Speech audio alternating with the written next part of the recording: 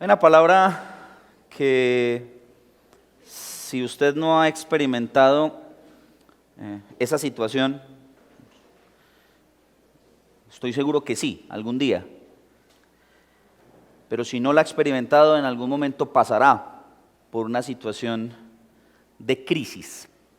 Crisis es la palabra o sobre la cual vamos a meditar en esta mañana en las Escrituras. Las crisis como situaciones inesperadas que ponen a prueba nuestra fe. ¿Sí? Situaciones que usted no controla. Llegan sin pedir permiso, llegan de un momento a otro, ¿sí? Cuando usted menos se lo espera. Difícilmente creo que usted en algún momento se haya postrado delante de la presencia del Señor a decir: Señor, envíame una situación crítica, necesito sufrir. Es muy difícil, pero estoy completamente convencido que llegan. Las situaciones críticas, las situaciones difíciles, llegan en medio de nuestra vida y, como les digo, ponen a prueba nuestra fe, ponen a prueba nuestra seguridad en Dios, en su verdad, en su palabra. Enfermedades, quizá enfermedades graves, terminales, desempleo, la quiebra de una empresa, de un negocio, problemas familiares con el esposo, con la esposa, con los hijos que no son obedientes, que le traen a uno notas malas del colegio, problemas económicos, crisis en términos generales, la muerte, quizá como la cúspide de las catástrofes del ser humano, donde ya no hay nada por hacer. En el año 2010 recibimos la noticia, junto con mi suegro, de que al parecer tenía una enfermedad muy grave. Marzo más o menos de ese año le hicieron un primer diagnóstico en donde le decían que posiblemente tenía un cáncer en el hígado. Fue el parte médico inicial. Obviamente, situación complicada, crítica. Empezamos a acompañarlo en el proceso, un proceso muy complejo con mi esposa, ¿sí? Y participamos o caminamos con él separado de mi suegra, vivía con otra persona. Caminamos con él en ese proceso, acompañándolo, constantemente estábamos yendo a saludarlo, a mirar cómo estaba, pero la situación era terrible. En ese proceso, desde marzo hasta octubre más o menos, que fue cuando falleció, fueron unos 6 meses aproximadamente, vimos el deterioro físico de él, un hombre alto, corpulento, con una voz gruesa, cachetón, gordito, y lo vimos deteriorarse, paso a paso, la cosa más terrible. Yo recuerdo que en una oportunidad alcanzamos a durar alrededor de unos 20 días sin ir a la casa a saludarlo, y cuando volvimos, lo encontramos demacrado, muy mal, una situación difícil. La biopsia del proceso, ¿sí? A él le dicen que posiblemente tiene cáncer en marzo. La biopsia no llegó sino hasta julio, más o menos. ¿Sí? La biopsia inicial, donde le estaban confirmando que sí que tenía un cáncer. Todavía no habían determinado el origen del cáncer, porque lo que tenía en el hígado era una metástasis.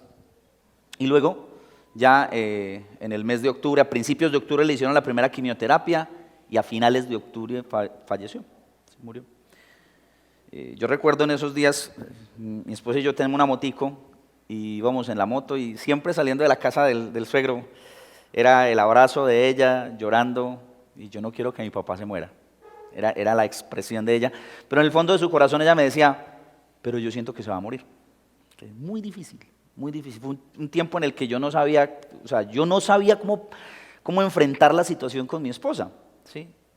amaba mucho a su papá a pesar de todo, y le tocó experimentar 49 años tenía mi suegro cuando falleció. Muy duro. Esas son de esas cosas que llegan y devastan a la familia, a la gente, todo el mundo se enfrenta ante esa situación y dice, yo, ¿qué voy a hacer?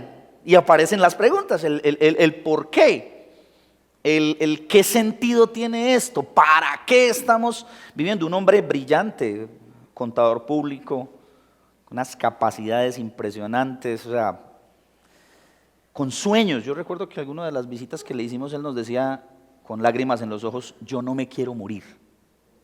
Yo tengo sueños, yo tengo proyectos con el negocio que tengo, porque él llevaba contabilidades a diferentes empresas. Ojo, yo no estoy hablando de falta de fe, ¿sí? Estoy hablando de situaciones en las que nuestra fe se pone a prueba. Nuestra vida se pone en situaciones de vulnerabilidad, de dificultad. Uno no sabe qué responder frente a eso, frente a esos cuestionamientos, a esas preguntas. No tenemos soluciones, no tenemos respuestas, no sabemos qué decir. No encontramos respuestas a nuestras expectativas. Generalmente uno tiene expectativas de vida, sueños, proyectos, y enfrentarse a ese tipo de cosas devastan. Y aparecen las preguntas, ¿sí? Le invito para que leamos en el versículo 18 del capítulo 7 del Evangelio según San Lucas. Voy a hacer lectura en la versión Reina Valera actualizada. Entonces, me disculparán, yo creo que aquí trabajan con la nueva versión internacional, pero esta es mi Biblia, ¿sí? Entonces, a veces es difícil cambiar la cosa. Versículo 18 del capítulo 7. A Juan, el Bautista, le informaron sus discípulos acerca de todas estas cosas. Entonces, Juan llamó a 2 de sus discípulos y los envió al Señor Jesús para preguntarle, ¿eres tú aquel que ha de venir o esperamos a otro? Cuando los hombres vinieron a Jesús y le dijeron, Juan el Bautista nos ha enviado a ti diciendo, ¿eres tú aquel que ha de venir o esperamos a otro? ¿Sí? La pregunta se repite en el texto. Tratemos de entender un poquito el contexto de esta situación. Juan está en la cárcel, ¿sí? El tiempo que lleva en la cárcel es muy complejo de determinar, lleva un tiempo en la cárcel, ¿sí? Y está en la cárcel por hablar la verdad, por cumplir el ministerio, el llamado que había recibido de parte del Señor de dar testimonio acerca de la luz. Y Juan, un hombre bastante radical en sus convicciones, en su manera de hablar, uno nota en los diferentes relatos de los evangelios la forma en la que él llevó a cabo el ministerio y la forma en la que él presentó el testimonio acerca del Señor Jesucristo.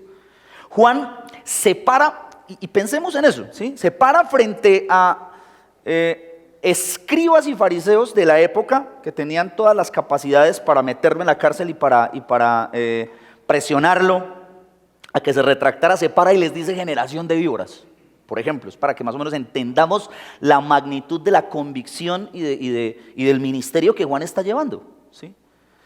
Tiene la capacidad de pararse frente al rey Herodes y decirle, te estás acostando con la mujer de tu hermano y eso es incorrecto y tú lo sabes.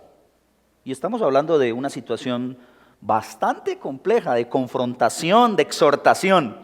Juan está en la cárcel y no está en la cárcel de gratis, está en la cárcel simple y sencillamente porque está cumpliendo el llamado. Vino a anunciar el Mesías y ese es su propósito. Si usted lee el Evangelio según San Juan, se da cuenta que esos que venían a ser bautizados por Juan están siendo exhortados para que sigan a Jesús. Juan todo el tiempo ha dicho, Él es el Cordero de Dios que quita el pecado del mundo, no yo. Él es el centro, Él es el que bautiza con el Espíritu, síganlo a Él, ¿sí? Entonces el proyecto de vida de Juan es cumplir la voluntad de Dios. Y aquí está, en la cárcel, como diríamos nosotros vulgarmente, llevando de la rume, por cumplir la voluntad del Señor, por vivir de forma concreta el llamado de predicar el Evangelio. Aparecen las preguntas, en la cárcel, ¿sí? En el sufrimiento, en la situación compleja que está viviendo. Él dice a sus discípulos: vayan y pregúntenle si sí es Él. Porque a estas alturas de la vida, en medio de la condición que yo estoy viviendo, que yo estoy pasando, yo no estoy ya tan seguro. Vayan y pregúntenle y cuestionen la situación, pregúntenle si sí es Él o si toca esperar a otro. Ahora, esa pregunta, porque ese es el primer punto frente a la situación crítica, es la pregunta, el por qué.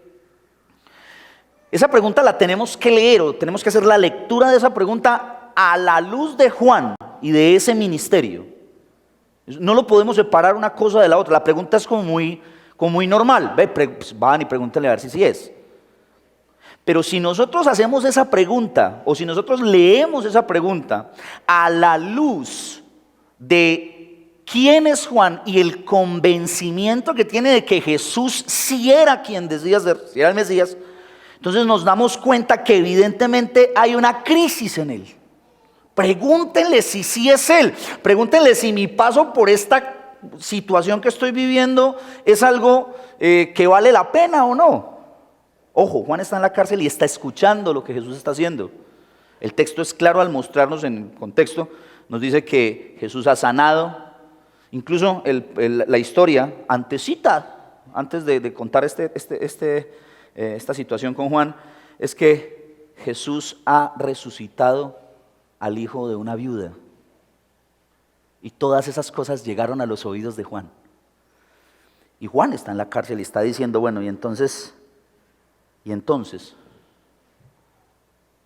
¿si es o esperamos a otro? Porque Juan tiene expectativas claras acerca de el Mesías, pero sus expectativas mesiánicas no están compaginando con su situación de cautiverio, con su situación de dolor, de sufrimiento en la cárcel. Pregúntenle si es Él. Vuelvo y les digo, la lectura de esa pregunta hay que hacerla a la luz del ministerio de Juan, de ese que se enfrentó a los líderes judíos, de ese que se enfrentó al rey, de ese que puso su vida y dijo: yo no soy importante acá, Él es el importante. Cuando uno ve a Juan afuera en su ministerio, el tipo está convencido de que Jesús es el Señor, es el Mesías, ahí no hay ningún tipo de duda. Pero en medio de la crisis, en medio de la situación, en medio de lo que está viviendo, entonces aparecen las preguntas. ¿Qué pasó? Bueno, si eso no es. La pregunta revela una profunda crisis en el Bautista. Revela que su expectativa de Mesías no se está cumpliendo. Y a mí inmediatamente se me viene a la mente al Jesús que llega a la sinagoga, le entregan el rollo del profeta Isaías, lo abre y lee Isaías 61. El Espíritu del Señor está sobre mí y he venido a proclamar libertad a los cautivos. He venido a anunciar el Evangelio a los pobres. Por favor, entienda eso. Esas son palabras que calan en la mente y en el corazón de Juan.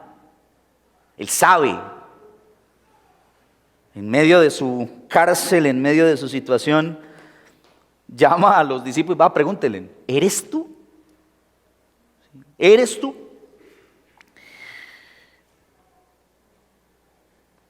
Juan está diciendo: mi expectativa no se parece a la realidad que estoy viviendo.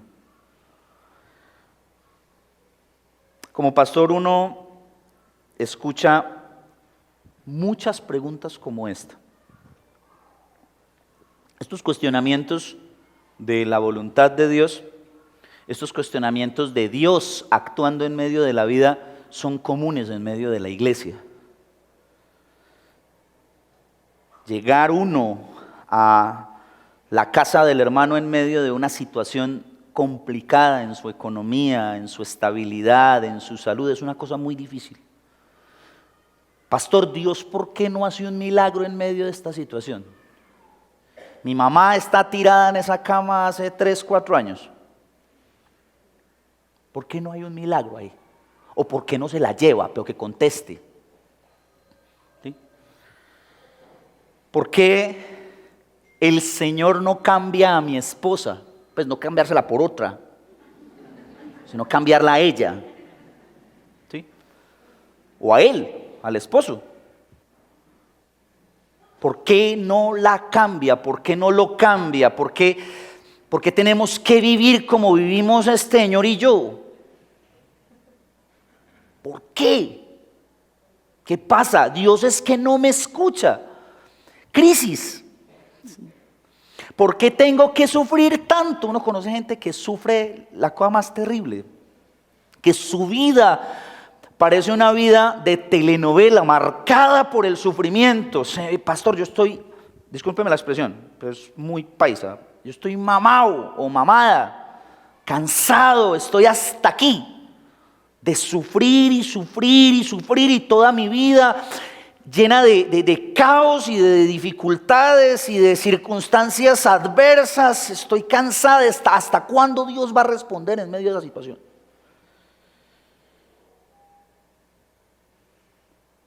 ¿Por qué mi hijo se tuvo que enfermar así?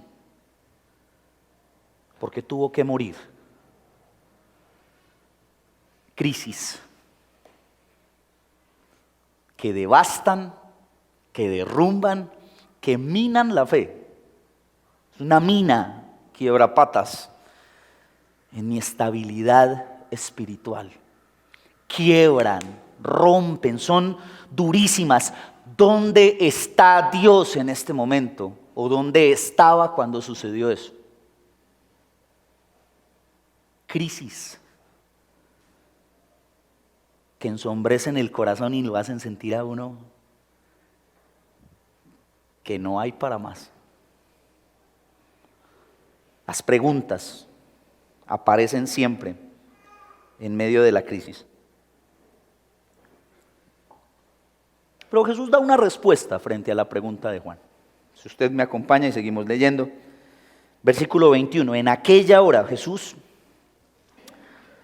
sanó a muchos de enfermedades, de plagas, de espíritus malos, y a muchos ciegos les dio la vista. Y respondiendo a la pregunta que estaban haciendo los discípulos de Juan, les dijo: vayan y háganle saber a Juan lo que han visto y lo que han oído. Los ciegos ven, los cojos andan, los leprosos son hechos limpios, los sordos oyen, los muertos son resucitados, y a los pobres se les anuncia el evangelio. Terrible. Esta es una de esas respuestas que uno no quisiera escuchar de parte de Dios. Aparentemente es una respuesta preciosa. Jesús los lleva, les muestra y después les dice: bueno, vayan y le contestan a Juan con lo que ustedes han visto y han oído. Vayan y cuéntenle todo lo que está sucediendo. Miren, si uno conoce las Escrituras, y Juan conocía las Escrituras, se da cuenta que la respuesta de Jesús frente a su cuestionamiento es simple y categórica. Sí, yo soy el Mesías. ¿Y qué? Sencillo. Sí, yo soy. Jesús está actuando como Mesías.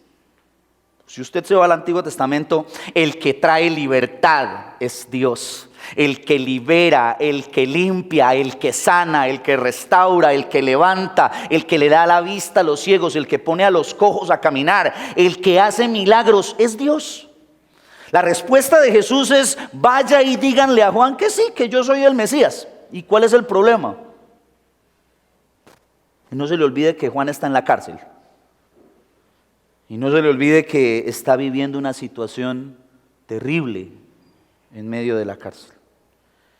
Jesús le está diciendo a los discípulos de Juan: vayan a él y díganle: sí, soy el Mesías y estoy actuando como Dios.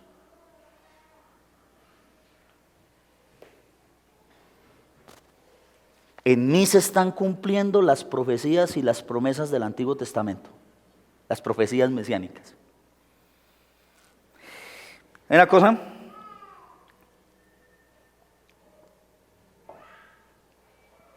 Una de las cosas que a mí en el ministerio pastoral me han parecido más complejas y más difíciles de manejar es el tema de el silencio de Dios, ¿sí? Cuando usted se acerca en oración al Señor y usted dobla rodilla y le ora al Señor y le dice: Señor, yo necesito, yo estoy pasando esta situación, y usted le ora y Dios callado. Esa vaina es terrible, ¿sí? Si a usted le parece muy chévere, problema suyo. A mí me parece una cosa terrible. A mí me parece de las cosas más que más amenazan mi fe. Cuando yo me acerco en oración y Dios no dice nada, callado. El silencio de Dios mata. El silencio de Dios produce agonía, ¿sí? Un vacío en la panza, y usted se puede imaginar el tamaño de vacío que puede haber aquí. Terrible. El silencio de Dios es terrible, pero estudiando este texto, y es un texto sobre el cual he meditado hace mucho tiempo, me doy cuenta que es más terrible a veces escuchar la voluntad de Dios y saber que su voluntad es distinta a mis expectativas. Mientras Él guarda silencio, yo por lo menos puedo seguir esperanzado de orar y seguirle rogando por la misma vaina. Pero cuando Él habla y dice: sí, es mi voluntad, ¿y qué? Ahí es más bravo todavía, porque ya no hay nada más que hacer. Ya aquí el tema es cómo descanso yo en la voluntad de Dios, que es contraria a mis expectativas, que es muy diferente a lo que yo quisiera ver. Ahí es diferente, ahí es más difícil. ¿Sí? Entonces me parece que por lo menos es un tema sobre el cual nosotros sí tenemos que estar reflexionando constantemente. El tema de descansar en la voluntad de Dios cuando la voluntad de Dios es contraria a lo que yo quisiera ver. Lucas nos dice que los mensajeros volvieron a Juan, se fueron, y parece ser que por lo menos esa escena se acaba ahí, eso se cerró. Lucas es atrevido con esta situación. Y me parece que hasta desesperanza para mí. Yo leo el texto e inmediatamente Jesús empieza a hablar de Juan, sí, claro. Un hombre de mucha fe, y exalta a Juan. Si usted tiene tiempo, lea lo que dice Jesús acerca de Juan en los textos siguientes.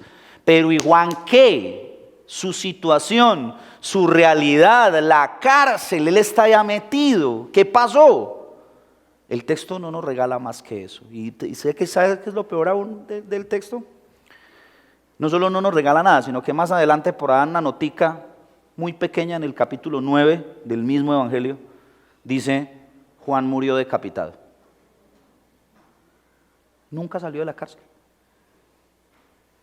Nunca salió de la cárcel. Eso es terrible. Para la fe, perdónenme, es muy complejo.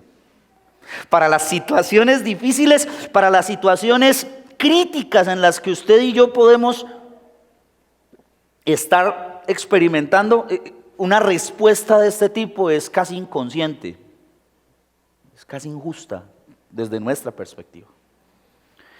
La respuesta de Jesús es muy compleja porque no da razones, no dice nada, simplemente contesta y dice: sí, yo soy el Mesías, y ya. Ahora, a mí me gusta mucho cuando estoy estudiando la escritura, me gusta mucho sentarme a meditar y a pensar en cosas alrededor del texto, cosas que el texto dice y cosas que el texto no dice, ¿sí? Una de las meditaciones que me ha quedado a mí de este texto parte de algo que el texto no dice, ¿sí? Y es que el texto no nos cuenta cuál fue la reacción de Juan cuando llegaron los discípulos a contarle la respuesta de Jesús, ¿sí? Entonces yo desde mi humanidad empiezo a pensar ¿y cómo habrá respondido Juan frente a eso? ¿Sí? ¿Cómo habrá sido la reacción de Juan frente a semejante respuesta? Vuelvo y le digo, no piense en la cosa muy suave, sino en la situación en la que el tipo está viviendo. Yo creo, desde mi perspectiva humana, ¿sí? Yo creo que la reacción de Juan tuvo dos momentos. Vuelvo y le digo, eso no está en el texto, esto es una cuestión implícita, o que por lo menos yo alcanzo a pensar en Juancito. Tuvo dos momentos. El primero, frustración. Por favor. Yo me imagino a Juan cuando manda a los discípulos y los ve volver. ¿Sí? Cuando uno está esperando la noticia, ¿sí? Está uno ansioso. ¿Qué va a responder este man? ¿Cuál va a ser su respuesta? ¿Será que sí es? ¿Será que no es? Y los ve llegar y está. Sí, sí es el Mesías. No, sí. Es el Mesías. Frustración. Pero él no se ha dado cuenta dónde estoy yo. Y no lo mandé a preguntar precisamente con ese propósito. No les dijo algo por ahí, me dio una cuñita de alguna cosa de qué es lo que va a pasar conmigo. No dijo nada. No.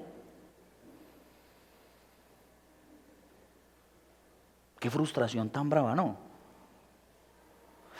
Pero inmediatamente después de la frustración, estoy completamente convencido que Juan entendió algo especial en esa respuesta de Jesús. Porque la respuesta de Jesús es: sí, yo soy. Los ciegos están viendo, los mudos están hablando, los cojos están caminando, los leprosos están limpiando, los muertos están levantando de la tumba. El evangelio ha llegado y se le está predicando a los pobres. Si usted lee en el Evangelio según San Juan, en el capítulo 1, los versículos 6 al 8, la lectura de ese texto nos dice: hubo un hombre enviado de Dios. No era él la luz, sino que vino para dar testimonio de la luz. Cuando Juan escucha estas palabras, posiblemente sintió frustración, pero al momento entendió: la luz está brillando. El evangelio se está anunciando. Mi propósito, a lo que yo vine, finalmente se está cumpliendo. Y eso es lo que es verdaderamente importante. Si usted ha leído el Evangelio según San Juan, hay una parte en donde los discípulos de Juan le dicen: maestro, capítulo 3, maestro, ese señor, el que usted dijo que ese era él, todo el mundo se está yendo detrás de él. Una situación del declive del ministerio de Juan el Bautista, de la caída del ministerio. Ya está en caída y todos están yendo detrás de Jesús. Y la respuesta de Juan es una respuesta simple y concreta: a mí me es necesario menguar y a él crecer. Él sabía eso. Esta respuesta de Jesús es una respuesta que le dice a él: la luz está brillando, el evangelio se está anunciando. Aquí cobra muchísimo sentido y yo quiero que leamos ese versículo con mucha fuerza. Versículo 23. Que eso forma parte de la respuesta de Jesús a Juan el Bautista.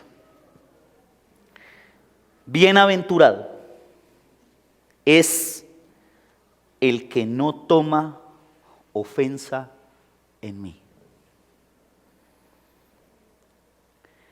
Bienaventurado es aquel que no mira mi forma de actuar como un obstáculo para su fe. Ese es el que es bienaventurado. Y vuelvo y le digo, es una respuesta en medio de la crisis, en medio de la situación caótica que Juan está experimentando. La respuesta de Jesús a él es, vea, es más dichoso el que sigue confiando en mí, aún en medio de las situaciones difíciles, aún en medio de una lucha con mi voluntad. Hoy, cuando en el medio en el que nosotros estamos, gran parte del mensaje que se predica como evangelio es: venga, ¿quiere recibir bendición? Venga. ¿Quiere recibir prosperidad? Venga. Pare de sufrir. ¿Sí? Es un mensaje que sigue rondando el contexto cristiano evangélico de América Latina y de Norteamérica. Muy fuerte. En donde, venga, Dios quiere prosperarlo y bendecirlo y que usted mantenga en victoria, y el pueblo dice amén. Y ese es el contexto en el que el evangelio se sigue predicando. Me pareció algo muy especial, lo dije en el servicio anterior y quiero reiterarlo en este momento. Me pareció algo muy precioso. Escuchaba yo al pastor Diego Cardona esta mañana que me hizo la invitación a pasar al púlpito. Pastor Diego decía algo precioso con relación al dar dentro de esta comunidad. Decía, es precioso que nosotros estemos dando sin esperar nada a cambio. Es muy lindo que la iglesia entienda el valor de venir, acercarse y dar por amor y dar para reconocer al Señor sin esperar nada a cambio. En un mundo en el que todo tiene un precio, en el que todo tiene una condición, en el que todo tiene una expectativa y una esperanza, yo necesito obtener algo de lo que estoy invirtiendo. Venir a ofrendar para reconocer que el Señor es el Señor de mi vida es algo precioso. Pero muchas personas están utilizando precisamente el evangelio para lo contrario, para el beneficio personal. Esta respuesta de Jesús a Juan es una respuesta que nos dice: la cosa no es así con el evangelio. Es bienaventurado no el que espera algo de mí simplemente para un beneficio personal, que finalmente Dios sostiene y bendice, sino bienaventurado aquel que, a pesar de que sus expectativas no cuadran con mi voluntad, no tropieza en su fe, continúa el camino. Y eso es precioso. Les contaba yo también que hace 2 semanas, el domingo no el pasado, sino el de hace 2 semanas, el domingo de resurrección, salí yo de la iglesia, me fui con mi esposa, con mi bebé, el que está llorando en este momento por allá. Ese llanto es inconfundible, desde las 2 de la mañana se siente. Entonces, es él, yo sé que es él. Nos fuimos a almorzar y estábamos con una persona que nos estaba acompañando esa semana y me entró un mensaje al celular, un chico de la iglesia que se había ido con su mamá para Ecuador, estaban por allá en un viaje de ellos, estaban haciendo cosas en Ecuador y recibieron la noticia estando allá de que a su hermano, un hermano menor que él, lo habían asesinado en la base militar en donde estaba desempeñándose un soldado profesional. Estaban en una formación, formando, a alguien se le disparó el rifle y un tiro le atravesó los 2 pulmones y lo mató. Entonces, la oveja me escribe: pastor, mataron a mi hermano. Y enseguida me manda un mensaje de voz en el que me decía, con la voz entrecortada y sus lágrimas, una situación muy compleja: pastor, ¿para qué Dios permite este tipo de cosas? Y yo me quedé mudo. Yo no supe qué contestarle. Es más, yo volví a hablarle a él cuando nos encontramos nuevamente ya en el momento del velorio, cuando ellos regresaron de Ecuador y estaban en la situación del momento de reconocer, ahí estaba ya en la sala de velación, el féretro y todo el cuento, una cosa muy complicada. Y su mamá, los gritos, situaciones a las que uno no, o sea, yo realmente no tengo respuesta. Y ahorita pensando en eso, yo todavía no le he dado la respuesta a él. Yo no sé qué responderle, qué fue lo que Dios, o qué es lo que Dios está proyectando en medio de su vida con esta situación. Y lo vi afectado y yo dije, Dios, y una de las cosas que he estado pensando durante todo este tiempo es ese, pensar que su fe se mantenga firme a pesar de la situación. El domingo pasado, él fue a la iglesia. Como estaba en Ecuador, pues llevaba muchos días sin ir. Fue a la iglesia y su actitud frente al Señor y los mensajes que ha puesto son mensajes de esperanza y de seguridad. Yo no sé si Dios ya le contestó, honestamente no estoy seguro de eso. Pero de lo que sí estoy seguro es que a pesar de las circunstancias, está descansando en sus brazos.